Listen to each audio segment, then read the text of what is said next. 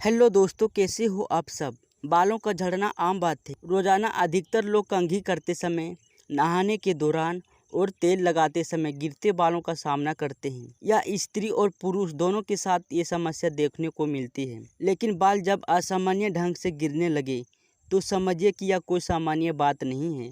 और जब गिरते बालों के साथ सिर पर पेच की तरह बनने लगे तो समझ लीजिए कि आप एलोपेशिया के शिकार हैं।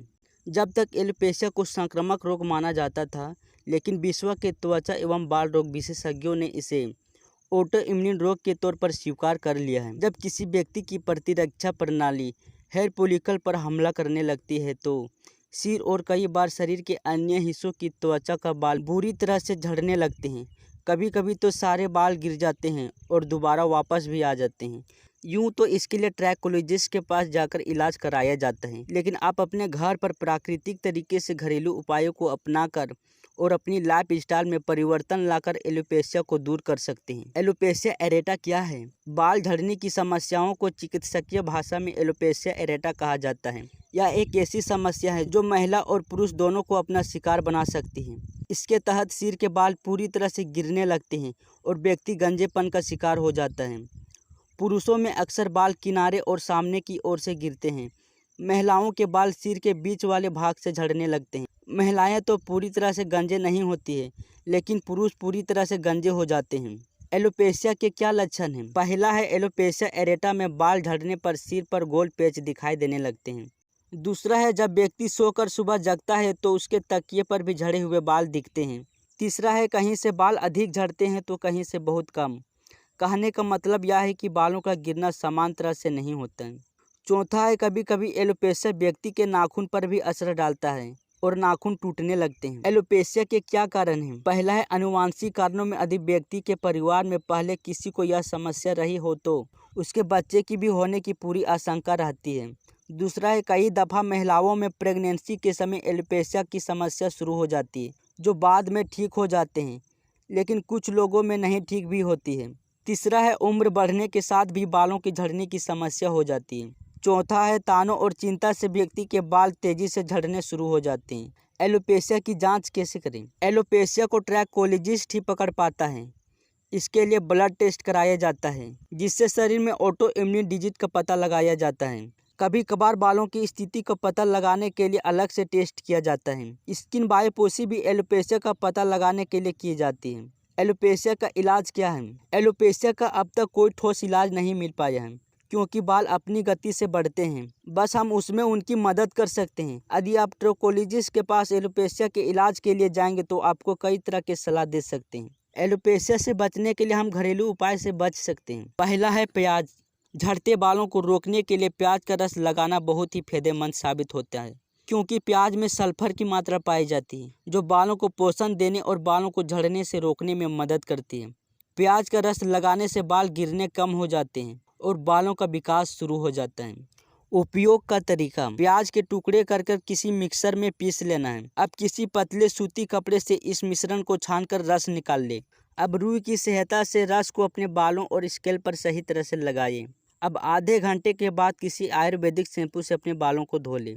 आप सप्ताह में 2 बार अपने बालों में प्याज का रस लगा सकते हैं। धीरे धीरे आपके बाल झड़ने बंद हो जाएंगे। दूसरा है शहद। शहद में कई विटामिन और मिनरल होते हैं, जिनकी वजह से शहद में बेहतरीन एंटी माइक्रोबिलियन, एंटी फंगल और एंटीऑक्सीडेंट माना जाता है। यह रूसी से बालों को बचाता है और बालों को गिरने से कम करता है। उपयोग का तरीका: शहद के साथ आप जैतून का तेल इस्तेमाल में लेंगे तो यह आपके बालों की एलोपेशिया की समस्याओं को दूर करने में महत्वपूर्ण भूमिका निभाएगा। दोनों को मिलाकर हल्का गुनगुना कर लें, फिर इसमें छाछ मिला लें। अब इस मिश्रण को स्कैल्प पर लगाएं और आधे घंटे लगा रहने दें। इसके बाद आप किसी आयुर्वेदिक शैम्पू से अपने बालों को धो लें। आप सप्ताह में 2 बार इस मिश्रण को बालों पर लगा सकते हैं। तीसरा है नारियल तेल। नारियल का तेल बालों के लिए लाभदायक है। इसमें बेपतलोरिक एसिड बालों को बढ़ाने में अहम भूमिका निभाते हैं। बालों में इससे की गई मालिश से ब्लड सर्कुलेशन में वृद्धि होती है, जिससे बालों की जड़ें मजबूत होती है। अगर आपको कोल्ड प्रेस्ड नारियल का तेल मिल जाए तो इससे बेहतर और कुछ नहीं। यह प्राकृतिक तौर पर नारियल से निकाला गया तेल होता है। उपयोग का तरीका: नारियल के तेल को गुनगुना कर लें। अब अपने हाथों की उंगलियों से बालों की पूरी लंबाई और जड़ों पर अच्छी तरह से लगाइए। बेहतर तो यह होगा कि आप इसे रात में सोने से पहले लगाइए और सुबह किसी आयुर्वेदिक शैम्पू से अपने बालों को धो लें। चौथा है एलोवेरा। एलोवेरा में मॉइस्चराइज भरपूर होता है जो स्कैल्प को नमी रखने में मददगार है। इसमें बालों को विकसित करने और उसे झड़ने से बचाने की क्षमता भी होती है। उपयोग का तरीका, आप प्राकृतिक एलोवेरा का इस्तेमाल करें। एक टंडल तोड़ लें और उससे छीलकर जेल निकाल लें।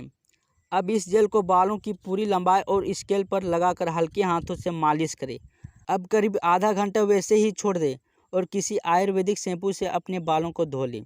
आप एलोवेरा जेल को हर दूसरे दिन लगा सकते हैं। पांचवा है मेथी। मेथी बालों के लिए बहुत ही अच्छा है। इसमें हर तरह के विटामिन होते हैं जो बालों को झड़ने से बचाते हैं। उपयोग का तरीका, मेथी को मिक्सर में पीसकर पाउडर बना लें। अब इस पाउडर को नारियल तेल में मिलाकर गंजेपन वाली जगह पर लगाइए। जब यह पेस्ट सूख जाए तो आप किसी आयुर्वेदिक शैम्पू से अपने बालों को धो लें। आप इस मिश्रण को हर दूसरे दिन बालों पर लगा सकते हैं। एलोपेशिया के इलाज के तौर पर यह बहुत ही कारगर साबित होता है। छठा है अपने नाखून को रगड़ना। दोनों हाथों के अंगुलियों का नाखूनों को आपस में रगड़ने से सिर का रक्त का संचार अच्छी तरह से होता है, जिससे बालों का झड़ना, सफ़ेद होना, कमजोर होना और गंजेपन जैसी परेशानियां खत्म होने लगते हैं। एलोपेशिया से बचाव। एलोपेशिया से बचाव मुश्किल नहीं है। कुछ विशेष बातों को ध्यान में रखकर आप खुद को बालों की इस परेशानियों से बचा सकते हैं।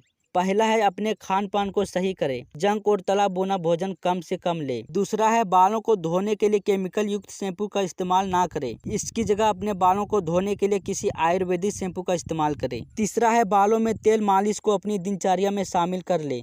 हफ्ते में 2 दफ़ा तेल को बालों में जरूर लगाइए। चौथा है अधिक किसी प्रदूषण वाली जगह पे जा रहे हो तो अपने बालों को ढक कर जाइए।